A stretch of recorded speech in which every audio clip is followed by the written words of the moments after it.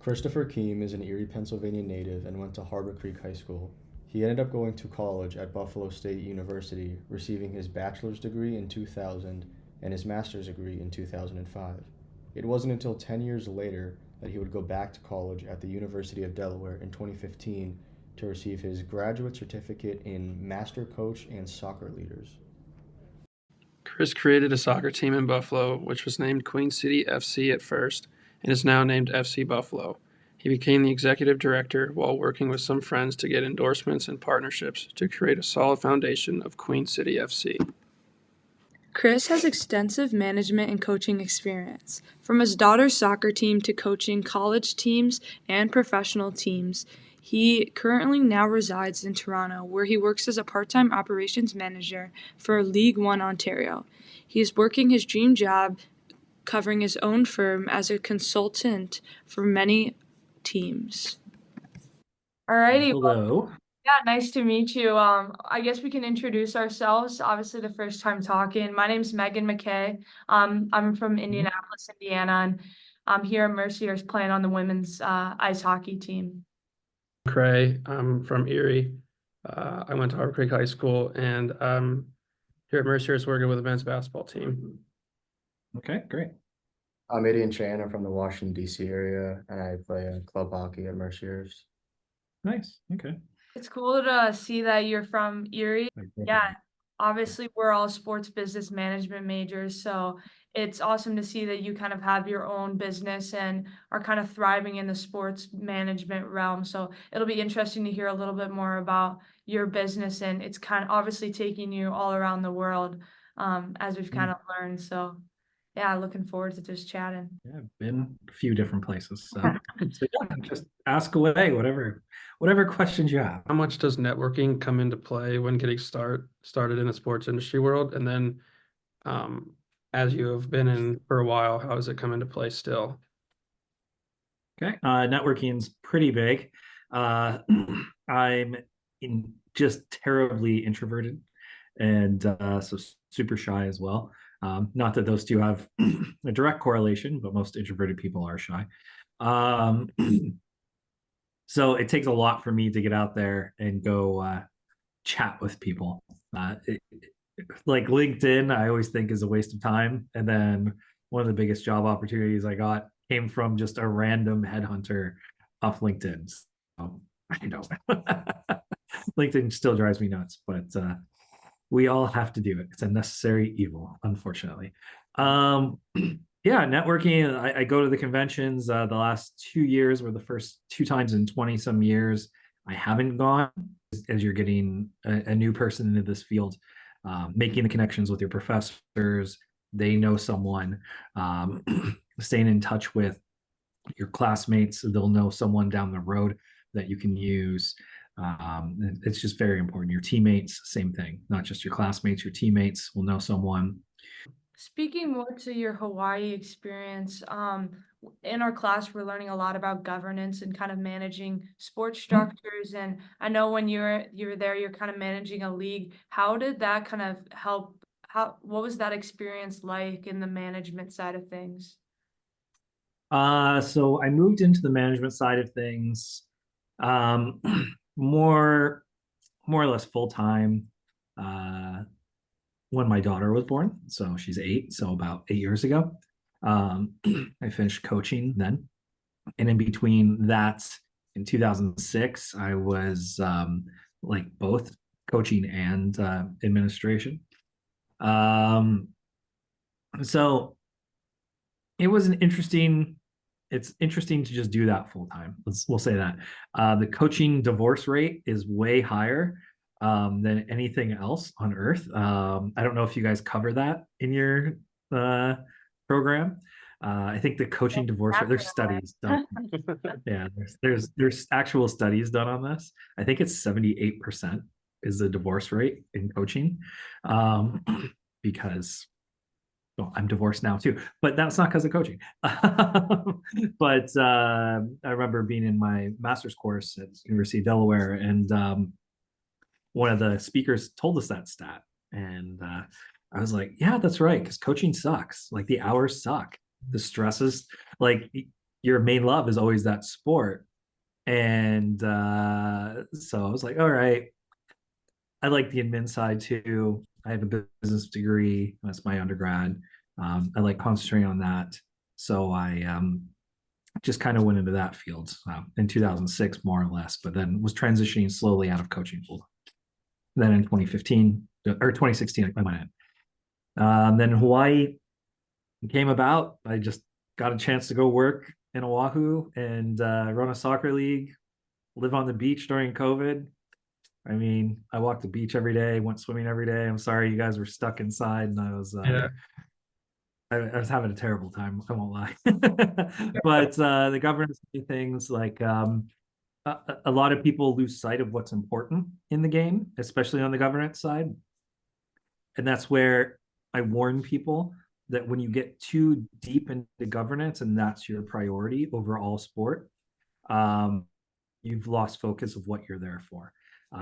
My boss at my regular job, I don't work in sports full time anymore. I work on it as a consultant, which pays me more as a consultant than I ever did full time, which is weird. I work way less. But you can do that when you have experience. You can be a consultant. You guys are going to have to bust your butt to get to that level. He just left Canada Soccer's board of directors. The only thing they talk about, the only agenda item is the governance. Nothing about competition, nothing about growing the game. And so that shows right there where Canada Soccer's focus has lost the plot. Nothing's about the game of soccer. It's about rules and management. Nothing about actually what's the most important thing. So when you're talking about governance, you just have to always keep that in your mind, not to lose sight of why you're there. If you're running a youth soccer club or a youth hockey club or basketball club or whatever, it's always about the sport first and then the governance second. Too many high-paid consultants go around talking about governance, and that's being the most important thing. In my mind, it's not. It's about the sport first, and the governance can come second. You need professionals to run the sport, because coaches don't want to do it. That's a lot. A lot of clubs, like amateur youth clubs or semi-professional clubs in any sport, they try to hire coaches, and in order to pay the coaches, they give them administrative governance tasks, and that never works because coaches just want to coach, not run the business, and they're usually not good enough to run a business. So when you're getting into those fields, just be aware of that kind of stuff too. How you set up a youth club is important, or any sports club. Sorry, I just rambled there. Oh, that's really yeah, that's really interesting to know, like the difference between coaching and kind of that governance side. And then the biggest thing in Hawaii, what we did, or what I did, I magically kept everyone employed during COVID, so that was good. We pivoted to other things like esports, education sessions for the organizations, our 20 clubs there. I worked with all the owners or admin of all the clubs. I did online video sessions with them monthly. And the biggest thing that I did outside of COVID, before and after, was I made a point of it to meet with every organization individually to go over what their biggest issues were with the league, what we could correct. I came into an organization that had had too much governance, too many rules, too much oversight on everything, and really found what the core was of what irritated them the most. In college at Buffalo State, did you exactly have a plan for what you wanted to do immediately upon graduation? And if you did that change at all? Yes, don't even come close to what I was planning on doing. So when I was in college, there was no soccer store in Erie growing up. And I was like, I'm going to open a soccer store. I don't know why. I love soccer. It's weird. When I played, like no one else did. So that was my whole thing. I was going to business degree, do this. I didn't know what I was going to do. Maybe international business. That was like my undergrad. I was like, oh, international business, soccer, it's all got to be tied in somewhere together in there. I started some weird thing, some fantasy soccer or sports league.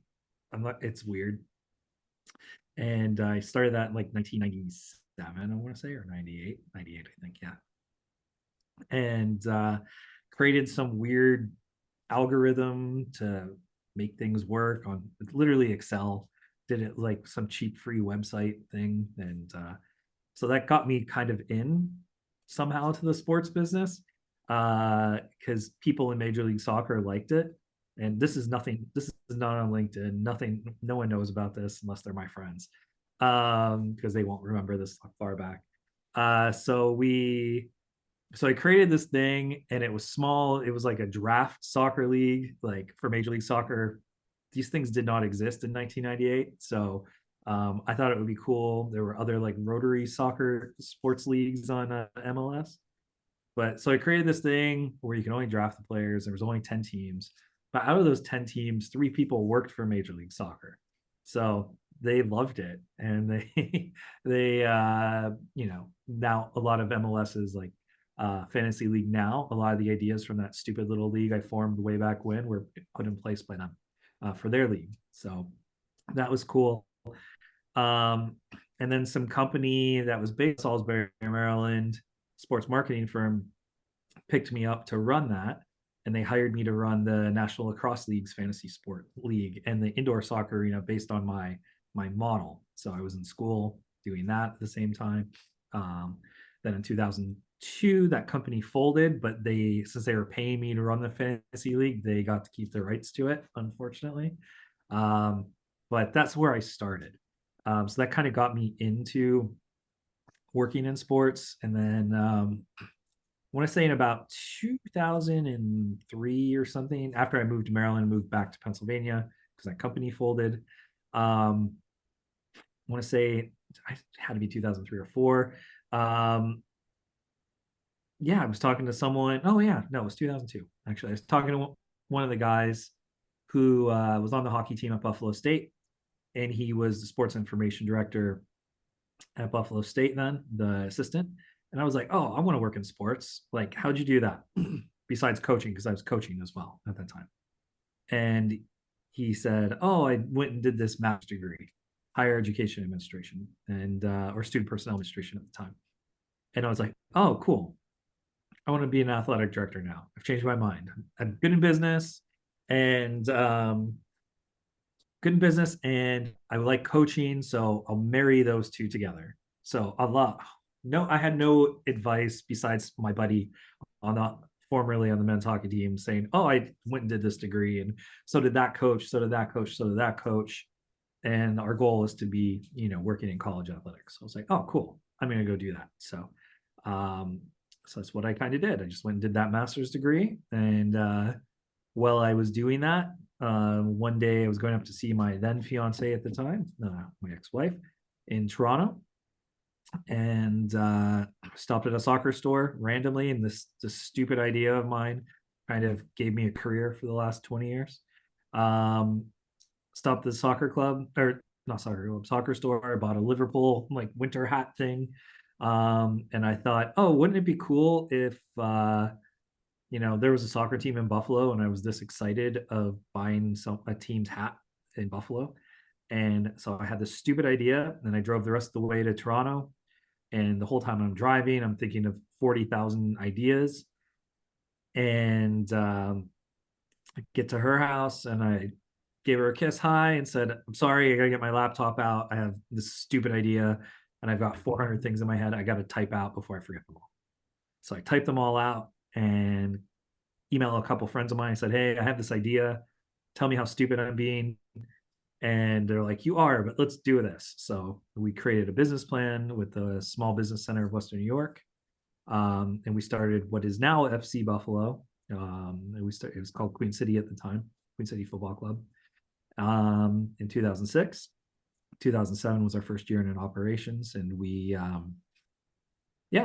went to the national final, finished second in the United States. We sold the team in 2009, I want to say, or 2008. And it's still going as FC Buffalo. So we're pretty happy about that.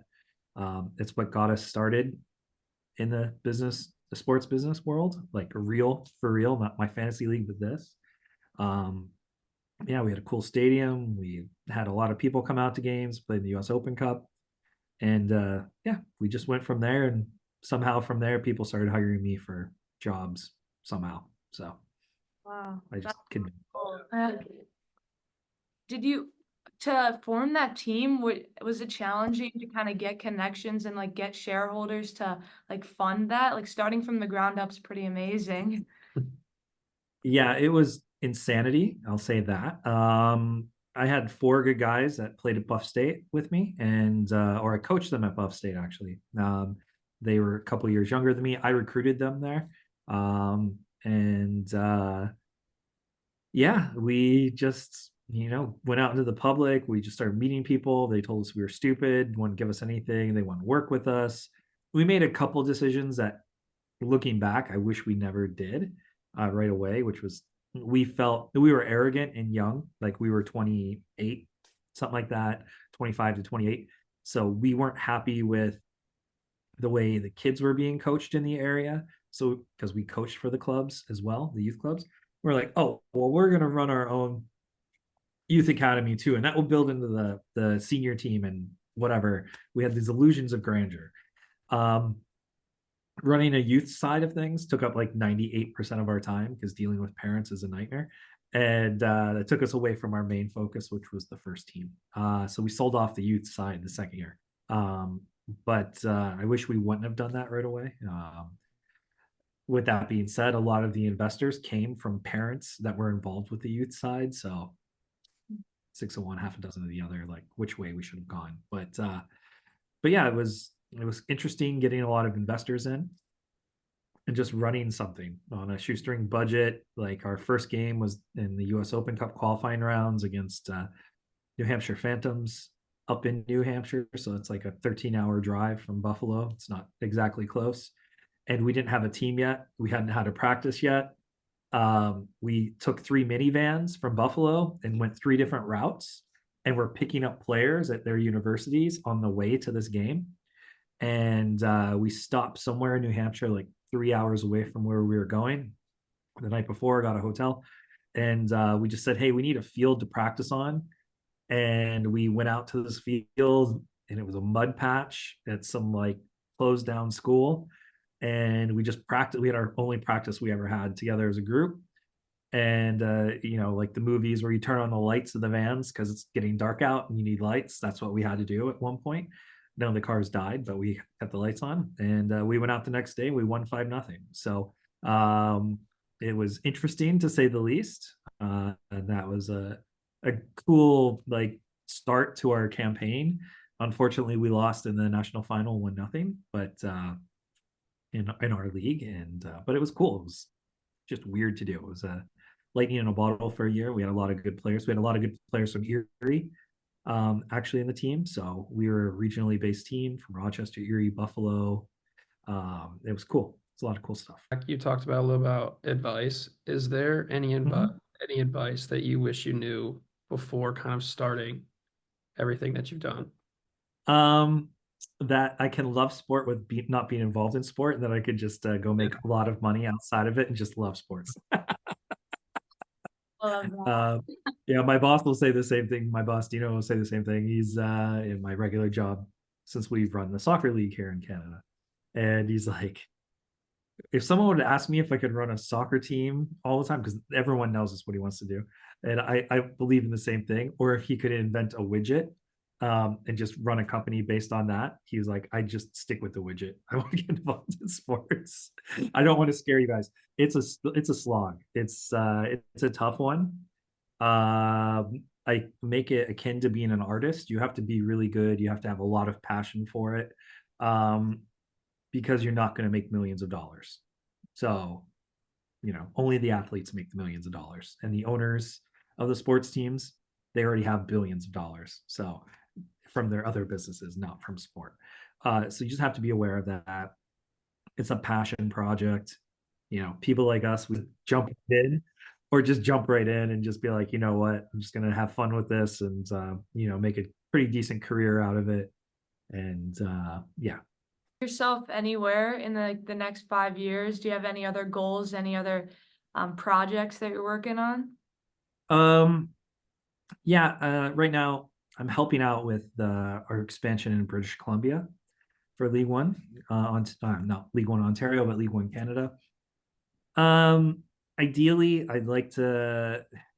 Well, I'm trying to just make my money right now, so I can retire early. I want my little side business that I've been operating for the last couple of years to get bigger. I've been holding it back on purpose, and I want to go work remotely from a beach and just manage my program, my organization from afar. So right now, what we're doing is we're kind of managing sports clubs remotely, centrally, because what we're seeing is too many organizations don't have good enough staff in, especially the youth sports world. But there are professional clubs in the lower levels in the minor leagues that could also use our business strategies and whatnot. So we're reaching out to them in the UK as well, in minor league, like the lower levels, lower tiers of soccer. So I'm hoping that I can just manage my staff and just live somewhere nice and warm on the beach again. Because growing up in Erie and you guys living there, winter sucks. And then I went to school in Buffalo, so winter really sucks. Then I moved to Canada. It's just cold here. The winter's not so bad, but just 3 years in Hawaii were great. I just want to get back to the beach and hang out. We get that. Yeah. Being in the Yeah, sports. you have to be poor for a long time before you can make money. All right. Well, thank you so much for your time. It was very helpful, and it's awesome getting to know you. Your story is really incredible to hear about. Well, good luck with your class. It was nice meeting you all. And yeah, tell John I said hi, your Professor John Parente, right? Yeah, he coaches my high school soccer team. So that's how we kind of met. And he went to my rival university. So every time I drive home to Pennsylvania, well, I don't drive home to Pennsylvania often because my parents moved away. But when I do, I flip off Fredonia because I hate them. So that's where he went. Anyways, he doesn't know that. But anyways, have a good night, guys. It was nice meeting you all. So we'll talk hopefully soon sometime. I'll be down in Erie and I'll say hi. All right. Sounds Thank good. you. You too. All right.